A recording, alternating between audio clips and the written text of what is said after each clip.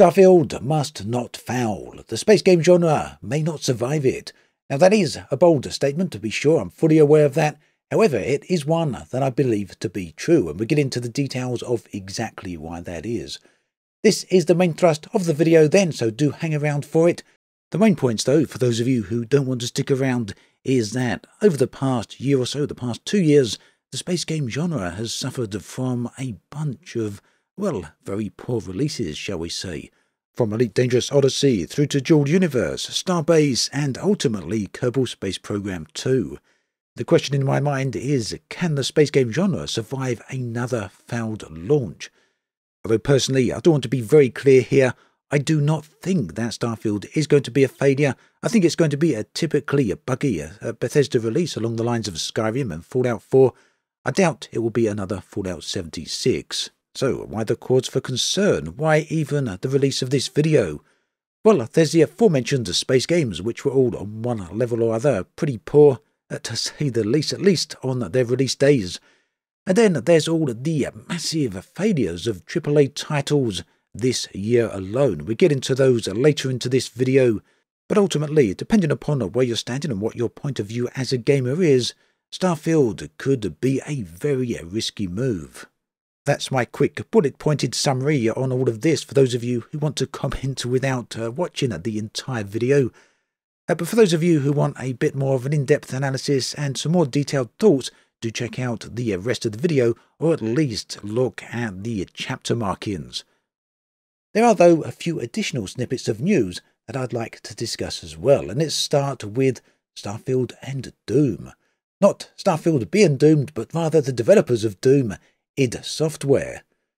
Now, in a rather surprising bit of news, well, this is a leak actually, and do take it with a very hefty piece of salt. That is why this isn't the main focus of this video, because it does appear at least to come from a 4chan user. Now, we all know what to think of 4chan, I think, don't we? But there has been some good rumours from there that have turned out to be true, so I feel it would be unreasonable to dismiss this out of hand. And now this is from the website Gamerant, but it's also available on other websites as well. So, according to a recent rumour, Doom developer id Software has been assisting Bethesda Game Studios with Starfield combat for a few months now. The combat has supposedly improved dramatically as a result, with it being better than the last time fans saw it. But the upcoming Starfield Direct will likely be the final determiner of that. Now, one thing that's always held true across pretty much all Bethesda titles, I'd say, especially the open world games at least, whether that's Fallout, Fallout 3, Fallout 4, Oblivion, Morrowind as well, and of course Skyrim, is that Bethesda are not really that good when it comes to combat. All of these games have decent combat, I'd say, to functional combat, but certainly not excellent or exceptional combat. So, with Starfield being very much about guns and weapons, and certainly being a title out of the modern era from 2023 rather than back in the 2010s, combat is more important than ever. There's a lot of good shooters out there. Bethesda, if this rumour is true, have been very smart in enlisting perhaps one of the best shooter developers, not only in the industry but possibly in history, id Software. So it should be noted that it's not unusual for a company the size of Bethesda Softworks to see collaboration among its studios. And yes, do remember that Bethesda does own id Software. Now, for those players who are going to be playing on Xbox, you'll know that many titles have a performance mode that allows players to play with reduced graphics, but a higher frame rate, usually around 60 frames per second, sometimes at a lower resolution too.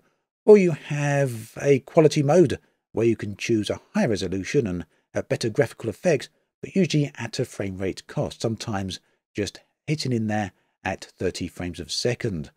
Now, people have been asking Xbox boss, Phil Spencer, how's it going to work with the Starfield? Is it going to have that 60 frames per second performance option, yes or no? Phil Spencer doesn't really want to answer that and has said that all will be revealed at the Starfield showcase on the 11th of June. So it seems like we will hear an answer to that before release, which is good news indeed. Keep in mind that with the other recent Bethesda title, Redfall. The performance announcement was only made just a few days before release, at least if I remember correctly. Yes, here we go. Redfall will not have 60 frames per second mode at launch, was announced not long before its release. So, if Microsoft go out the way and Bethesda go out the way to let everyone know in June whether or not it's going to have a 60 frames per second option or will be stuck to 30 frames per second, that is way more than just a few days or a few weeks before launch. So at least there will be some heads up there. But here's some hope here. In the same interview, Spencer stated that Microsoft had done a better job at assisting Starfield's development following its acquisition of Bethesda than it did with Redfall.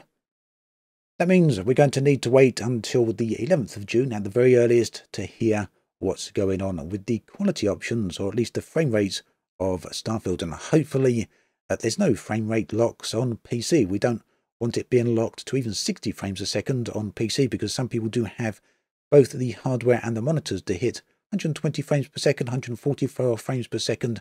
Those ideally should be an option for any good PC game. And we'll be talking about problematic PC games in just a moment. And the final piece of news that I want to touch on before getting into the bulk of this video is the ESRB rating that has been confirmed. The game is going to confirm or contain wild romances in universe drug use, as well as you'd expect, some violence and maybe some sex scenes as well by the sounds of it, or suggestive content. And we can see down here that ESRB has posted its rating and description for Bethesda Game Studios' upcoming space adventure. Notably, Starfield will launch with a mature rating due to the appearances of blood, strong language, suggestive themes, use of drugs, and violence. And this is from the Dexato website. Moving into the main thrust of this video, I've got some notes here because I do want to make sure that I get everything I want to talk about in the right order.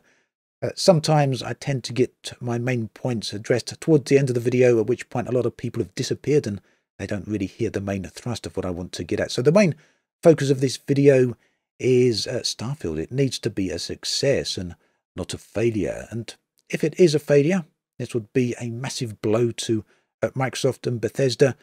But ultimately, it needs to be a really big success. It needs to be a success for the gaming community, for the games industry at large. Players have put up with too many AAA failures in recent times, and if Starfield is another, it is going to be, well, a punch in the gut to the community, to say at least. But yeah, let's be clear. I'm not saying that I personally think Starfield is going to be a failure, but equally, I have set my expectations accordingly. I've set them to a reasonable level here. I think the hype train has carried Starfield away.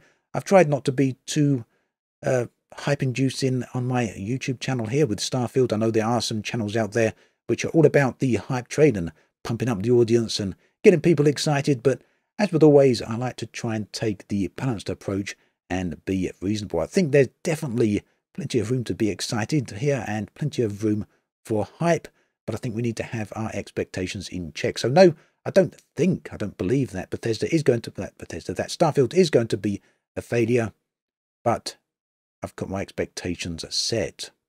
The problem, as I see it here, is that some people really do have very high expectations. They feel that Starfield is going to be the everything game, that maybe it's going to be GTA 6 in space or GTA 7 in space, whatever.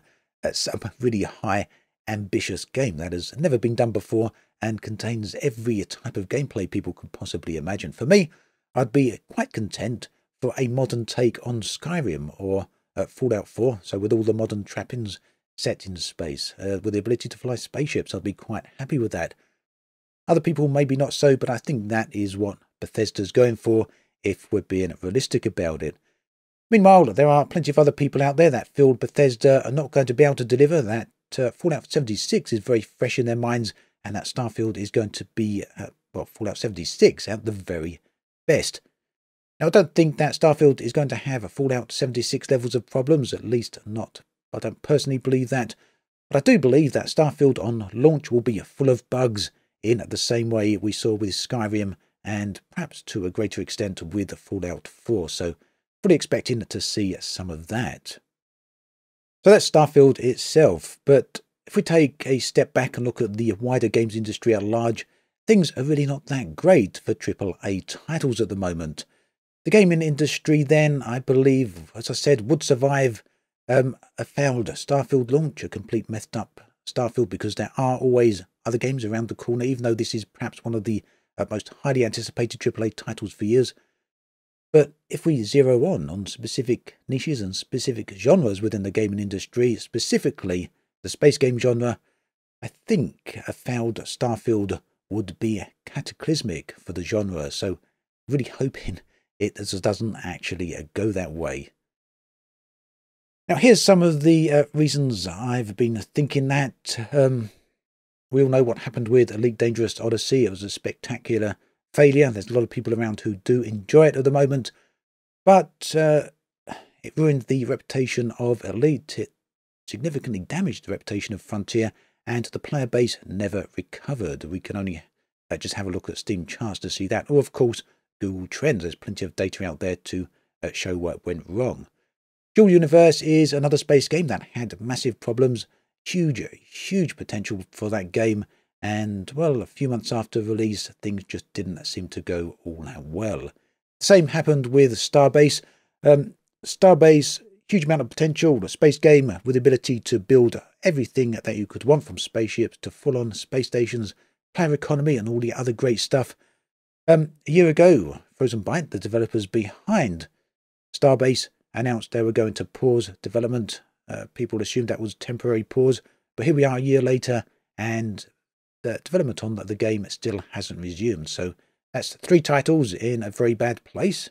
And then, of course, as we're about to see, we also have Kerbal Space Program 2, which, whilst the developers are continuing to work on this, has had a terrible time. We can see right here that 50% there, is that 56% user rating for recent reviews, a 52% overall mixed user rating. So yeah, people aren't too impressed with Kerbal Space Program 2. I do think that game has a lot of potential, but the point here is to highlight games that have had failed launches or botched launches. We can see the effect that's had on Kerbal Space Program 2 over on Steam charts. Just 300 players playing it at peak. And if we zoom out to the month window there, we can see that is still slowly over time decreasing. Hopefully Intercept Games can pull a recovery there. But moving on over, let's have a look at some other titles. The Last of Us Part 1, massive, highly anticipated AAA release, worked perfectly well on PlayStation. Mess up on PC. 67% recent user score. I know a lot of performance issues here. A lot of people weren't happy with it. Some people blame the difficulty of porting from PlayStation to PC. Personally, I don't accept that as an excuse. God of War worked perfectly on PlayStation, and it also worked very, very well on the port over to PC, so it can be done. Then we had Star Wars Jedi, I think really a space-themed game here, although not technically what people would class as a space game, but it's a space game, in a way. Mixed user ratings here, under 60% positive score, so not good at all. Again, massive performance problems over on PC. And then the most recent one, this one coming from Bethesda themselves, at least as publisher. I don't think they should get the full blame for this because they're only the publishers, they're not the developers. The developers are Arcane Studios. And that, of course, is Redfall, sitting at a mostly negative rating with just 32% positive review scores. So all of these are some of the biggest titles this year, and all of them have had massive problems. The AAA games industry, at least on PC, is not in a good place, and that is really putting a lot of pressure on Starfield. To summarise my thoughts on this then, the AAA gaming industry, especially on PC, is in a very dire place. Some massive titles this year all had botched launches, making people very frustrated, very angry, understandably so. Publishers, it seems, at least according to some people, can no longer be trusted, and perhaps developers too. This is a massive problem for the gaming industry at large, but it's certainly an even bigger problem for certain niches of the gaming industry. Here in this case, for this video, the space game niche, which in this genre there's been a lot of problematic titles, from Odyssey to Dual Universe to Starbase through to Kerbal Space Program 2. And if the biggest space game pretty much ever is to have a problematic launch, then that will not bode well for the genre as a whole. Again, I don't really see that happening. I think Starfield is going to be okay, at least in broad terms. At any rate, let me know in the comments section below, what are your expectations for Starfield on release? Do you think it will have a good release? Do you think it will be a typical Bethesda buggy release along the lines of Skyrim and Fallout? Or do you think it will be a disaster along the lines of Fallout 76 or some of these more recent titles? Personally, I think it's going to be right in the middle there. I think Microsoft have pulled, well, not pulled any punches here and made sure the game is in a decent place. I suspect that, from what I hear, the game is going to be good, but like all Bethesda titles, it will release in a buggy condition, but hopefully not a disastrous one. So yeah, let me know what you think about all of this in the comment section below. I'd love to hear from you. As always, thanks for watching, and I'll catch you guys and girls next time.